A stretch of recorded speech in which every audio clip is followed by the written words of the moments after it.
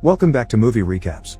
Today I will show you an action, adventure, fantasy film from 2017, titled Kong, Skull Island. Spoilers ahead. Watch out and take care. It's 1944, World War II. Somewhere on the South Pacific, two planes fall on an island, followed closely by their parachuting pilots, American soldier Hank Marlowe and Japanese soldier Gunpei Ikari. As soon as they see each other, the shooting and running begin, and the chase takes them from the beach into the jungle. Hank finds himself obliged to stop when he comes across the edge of a cliff, an opportunity Gunpei uses to attack him with his sword. Hank stops the sword with his bare hands and pushes Gunpei away, disarming him. But Gunpei takes a knife and jumps on Hank, his knife merely inches away from his throat when suddenly, a giant hairy hand appears over the edge of the cliff, followed by a huge gorilla head that roars at the soldiers. We then cut to Washington, where we see a taxi parking in front of the White House. Two men come out of it, Bill Randa, head of the U.S. government organization Monarch, and Dr. Houston Brooks, a geologist. They're there to see Senator Willis, and Brooks isn't sure it is a good idea considering the timing, but Randa reminds him they're broke and this is their last chance. The senator receives them in their office even if he's rather skeptical about it, and the men quickly begin their explanation. They've discovered an uncharted island on the South Pacific of which legends speak about, Skull Island, the place where God did not finish creation, notorious for all the ships and planes that have gone missing there. Randa thinks that the 1954 nuclear tests weren't tests, they were trying to destroy something there and that there's an imaginable ecosystem to be found. The senator still thinks it's a fairy tale so he leaves his office, but Randa and Brooks don't give up in following him with more reasons to do this. There's a mission going nearby soon, so they could piggyback on it, and there are many things they possibly find on the island. Brooks isn't sure what that could be, but whatever it is, they can't let the Russians find it first. That manages to convince the senator, who tells them this will be the last favor he does for them. Randa adds they'll need a military escort. We're shown an American airbase in Vietnam next, where all soldiers are getting ready to go home now the war is over. Here we meet officers Glenn Mills, Earl Cole, Reg Slipko, Rellis, and their Lieutenant Colonel, Preston Packard. After some drinking, Packard goes back to his office, where he's checked on by Major Jack Chapman. It seems Chapman already has a job in his future, but Packard feels all his achievements had been for nothing. Later, when night falls, Packard receives a call asking him to join Randa's mission. He very gratefully accepts. Meanwhile, in Saigon, Brooks and Randa are going to a bar to hire a former Special Air Service captain as their tracker. Inside the bar, they find this man, James Conrad, playing pool and winning money for it. His opponents get angry for losing and try to hurt him, but he quickly knocks them out using the cue stick. A moment later, the three of them are sharing a table and trying to reach a deal. Conrad thinks this expedition is extremely dangerous, so he asks for 5 times the money they're offering plus a bonus if they make it back. They accept. Conrad also wants to know exactly what they're tracking, but Brooks and Randa only tell him they want his expertise in exploring dangerous territory. Next we cut to Mason Weaver, a photojournalist, doing work in her darkroom. She receives a call informing she's been accepted into Randa's expedition, which makes her very excited. When asked why she's so interested in this, she explains that different sources have all told her all the same thing, which means they're lying. Something must be going on. A couple of days later in Bangkok, all characters are coming together to board the boat. The soldiers aren't very happy with this new mission, since they had been eager to return home when the war ended. Weaver introduces herself to Steve Woodward, a NASA employee, then to Packard, who isn't a fan of her anti-war journalism. The ship finally sets sail when everyone is on board, and all the explorers get together to listen to a talk by another NASA official, Victor Nieves. He explains the island is surrounded by a perpetual storm system, which is what allows it to stay hidden from the outside world. But they should be able to make it through with Packard's military helicopters. He also introduces Brooks and Randa, plus a third scientist in their team, Sen Lin. Brooks takes over the explanation then, saying they'll use explosives to create vibrations that will help them map the island. Then it's Chapman's turn. He explains that the storm's interference will block all radio contact, they'll be by themselves, and that 3 days later we'll meet them at the north end of the island. That's the only safe departure window for an unknown period of time, so nobody should miss it. Once everyone is dismissed, Conrad and Weaver scout the boat and come across each other. They're both suspicious of the reasons they were given for this expedition, and they poke at each other's reasoning for being there as well. It doesn't take them long to arrive at the island's location, and the storm looks way nastier in person. Randa wants to cross it, Nieves doesn't. They leave the decision up to Packard, who decides they are going in. All soldiers plus the civilian teams board a fleet of helicopters and they take off, flying off smoothly at first. As soon as they enter the storm though, things get complicated. Constant lighting must be dodged and the helicopters are continuously shaken. But Packard is experienced and manages to keep his cool, guiding his fleet with a speech about Icarus until they safely make it through. The island is absolutely gorgeous, but there isn't much time to enjoy it since the plan is getting starting. After leaving all civilians except for Weaver, Randa and Conrad on land, the helicopters spread to find the assigned spot to drop the bombs at. As the radars quickly pick up the vibrations from the explosions, Brooks's theory is confirmed: the bedrock is practically hollow. All is going well until suddenly, one of the helicopters is struck and knocked down by a flying tree, and another is grabbed by a giant hand. The helicopter is turned around and the soldier gets to see the big face of an ape before being swallowed by it. All alarms start to go off when everyone raises their eyes to see the mighty figure standing against the horizon: Kong, the giant gorilla. At first he only stays on his spot, roaring at them, but as soon as the soldiers start shooting at him, he doesn't hesitate to defend himself. The bullets don't truly hurt him, so it's easy for Kong to move among the helicopters to knock them down, and he even smashes some soldiers that make it safely to the ground. One by one, Kong destroys every chopper, and he doesn't leave until there isn't a single one left in the air. Because of the attack, all members of the expedition got scattered. On one spot, we have Weaver, Nievs, Slivko, Brooks, San Lin, and Conrad, who will guide them up north to be as close as possible to the meeting point. On another spot, Chapman is alone, but he manages to send Packard his position before communication dies.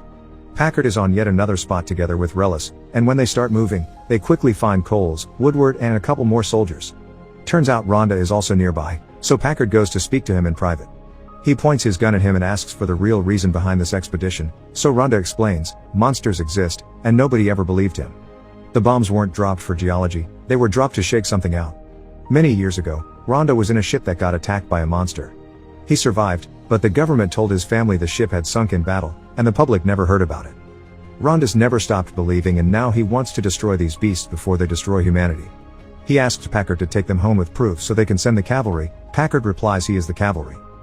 Back to Conrad's group, Slivko tries to contact the others to no avail. When they walk by a lake, they encounter a huge bison-like animal that Slivko points his gun at, but Conrad makes him put it down, since the animal isn't attacking them. After staring at them for a moment, the creature turns around and leaves. Meanwhile, Packard and his soldiers are searching for Chapman and the special weapons. As they make their way through the jungle, one of their soldiers is suddenly killed by a large stick in his throat. When they look up, they realize that stick is the leg of a giant spider. The team immediately starts firing at it, which doesn't stop the spider from catching Mills. With a friend in the way, they can't shoot anymore, so they start working on cutting the legs as Mills takes out a knife and starts cutting the limbs that are grabbing him. It takes him some effort, but he succeeds, and as soon as he is dropped on the ground, the team opens fire again, defeating the spider. In the meantime, Conrad's team finds some abandoned ruins. As soon as they take a couple of steps inside, they're surrounded by natives pointing their weapons at them. They point their guns back, but any potential fight is prevented just in time by a man appearing among the natives. It's Hank, the pilot that landed here during World War II. When he says everything is fine, the natives back off, and Hank guides the team into the ruins. Back to Chapman, he's refilling his canteen when he sees Kong arrive. Chapman hides behind a rock and watches the ape drink water and, rather suddenly, reach into the river and grab a giant octopus. The creature tries to squeeze Kong with its tentacles, but Kong proceeds to tear off his limbs and eat them. He leaves, dragging the rest of the octopus behind him. In the village, Hank explains to the team that they'll be safe as long as they stay with the natives. There's a huge wall surrounding them, but it isn't there for Kong, it's for the other monsters. Hank takes them to an old shipwreck, and inside it, he shows them some old paintings on the rocks. They depict the beliefs of the natives. For thousands of years, they lived in fear of the monsters, until suddenly, some of those creatures started protecting them instead. Kong is considered the king around here and god to these people, and he won't attack unless provoked. It wasn't Kong that killed Gunpei, it was another monster, the skull crawlers, big lizards that live underground and have been awoken by the bombs. Kong usually can handle them just fine, but the biggest one is dangerous. It is the one that killed Kong's family. Conrad changes the subject and tells Hank about the team that will be coming to rescue them in 3 days, but Hank says it'd be impossible to reach the north end of the island in such a short time. At least, not on foot. Meanwhile, Packard's team is walking through a swamp when they see a group of strange birds. They don't attack them, but Packard shoots one anyway, scaring all the others away. The soldiers are getting nervous, unsure if they'll make it in time, but Cole asks them to trust Packard. Back to Conrad and company, they're being told by Hank that he and Gunpei had started to build a boat before Gunpei died. Now the team will help him finish it so they can reach the rescue team in time. While everyone works on the repairs, Weaver interacts with the natives, taking pictures of them. It's then that she hears a noise coming from the other side of the wall, so she goes investigate. It's one of those bison-like creatures that has been caught under a plane. She tries to help it but lacks the strength to move an entire plane by herself. Thankfully Kong arrives and picks it up himself. He stares at her for a short moment before leaving, seemingly approving her actions. During their walk in search of Chapman, Packard's team finds the bloodstained Kong left on a mountain. Now they know the creature can be hurt and even killed. While Conrad's team continues to work on the boat, Chapman still tries to communicate through the radio, but it won't work. He sits on a big trunk to rest, but the trunk moves and reveals it's not a fallen tree, It's a creature that looks like one. Chapman shoots it, which scares it off but also calls the attention of another monster. He barely has time to turn around before a skullcrawler eats him. Night falls. In the village, while others chit-chat, Conrad and Weaver look at the northern lights. She's trying to a picture but her flashlight broke, so Conrad lends her his lighter, a gift from his father who had fought in World War II. He was his hero. In the jungle, Packard's team is setting camp, and Randy tells him this plan is folly. Packard replies that if he doesn't like how he runs things, he can leave. The next morning, the boat is ready to go. Hank retrieves the sword from Gunpei's grave to take it with him, since Gunpei had become his brother during the time they spent together. Everybody boards the boat and, after some extra effort to make it start, they finally set sail. While Hank tells them about the family he left behind, they received a call from Packard's team. They are asked to shoot a signal so they can find their location, and Packard does so. Turns out they're close enough to pick them up, but the celebration is soured when one of those weird birds flies by and takes Nievs to eat with its flock. They can't do much but keep moving. A couple of hours later, they land the boat and get off to reunite with Packard and his team. Now everyone is back together. Conrad wants them to get back on the ship and leave fast, but Packard refuses. He still wants to find Chapman. Hank protests against the idea since going west means going where the skullcrawlers live. But since his job is to track, Conrad ends up giving in under the condition they make it back by nightfall. The group departs in search of Chapman and on the way, they find the skeletons of Kong's parents. Despite Hank's complaints, Packard orders them to cross the mass grave, which is covered in a weird mist, a mist they discover is flammable when Cole drops his cigarette and causes an explosion. They don't make it very far before a skullcrawler reaches them, and they quickly hide behind those giant bones. The skullcrawler pauses to puke out a skull that lands near Conrad and makes it possible for him to notice it as Chapman's name tag, then it seemingly turns around and leaves. The team thinks it's safe to come out, but when Rhonda's camera flash goes off, the skullcrawler jumps on it and eats him. Everyone opens fire, but it's hard to aim when the lizard hides in the mist. It suddenly shows up in front of Hank, who manages to cut it with a sword before it pushes him out of the way and eats one of the soldiers. It goes after Weaver next, and that's when another soldier turns on his flamethrower against it. The skullcrawler hits that soldier with its tail and sends it flying, causing another explosion where it lands. Slivko is hit and knocked out by that explosion, landing near the cans of gas. The weird birds from before suddenly show up, and while the soldiers shoot them, Conrad takes Hank's sword and a gas mask that was on the floor and puts it on to enter the leaking gas area.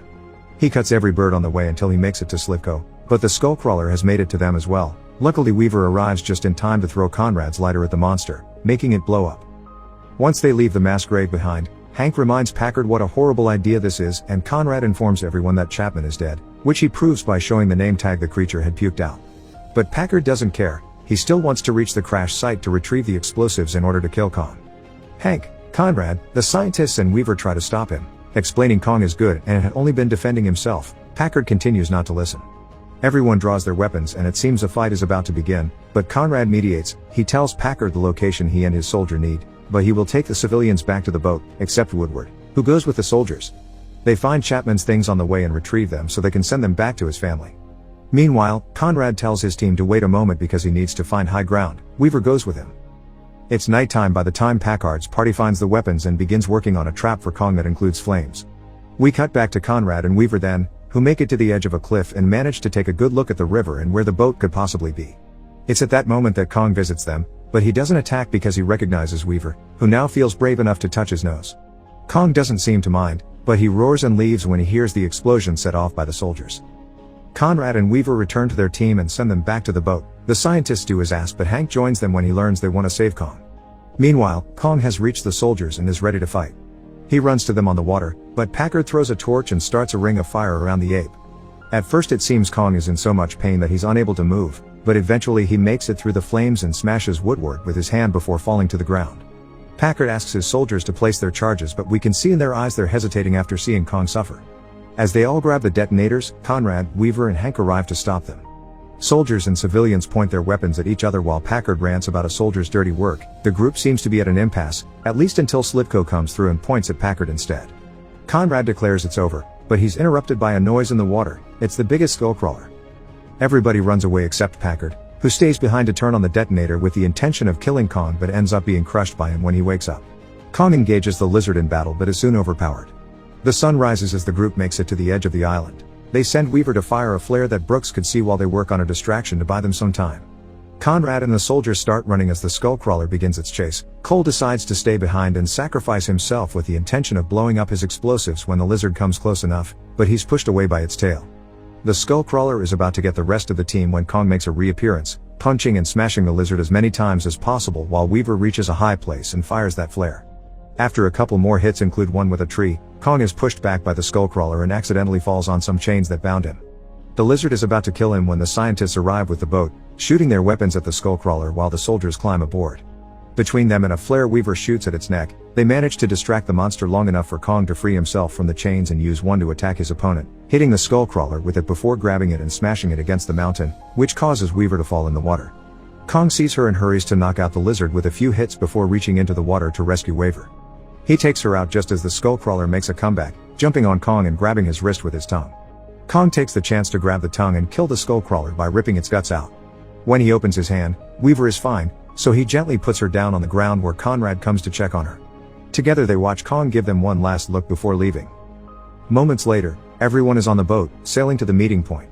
They're worried the place will change when word comes out, but they promise they won't say anything. As a fleet of helicopters arrives to rescue them, we see Kong one last time, roaring for the camera.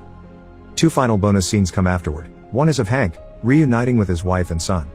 The other one is Conrad and Weaver, who think they've been captured by the military, but it's just Brooks and San Lin, who explain they found footage of a cave that shows other monsters kings like Kong. The drawings represent Godzilla, Mothra, Rodan, and King Ghidorah. The final image shows Godzilla and Ghidorah in battle. Make sure to subscribe and turn on notifications so you can watch more videos like this. Thanks for watching.